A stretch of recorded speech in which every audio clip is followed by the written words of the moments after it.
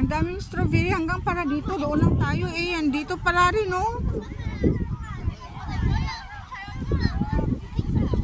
Hanggang dito pala yung strawberry. Mas malapad pala yung strawberry na taniman nila.